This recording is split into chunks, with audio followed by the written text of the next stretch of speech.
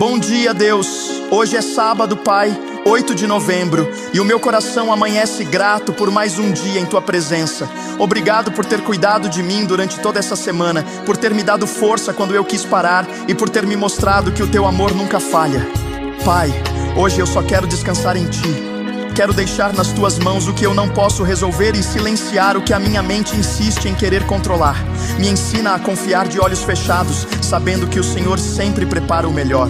Abençoa este sábado, Senhor, que seja um dia leve de paz e de renovo, que eu consiga sentir Tua presença nas pequenas coisas, no sorriso, no vendo, no descanso e na calma. E que o meu coração entenda que descansar em Ti não é parar, é confiar. Porque quando o Senhor está no comando, até o silêncio se torna cuidado.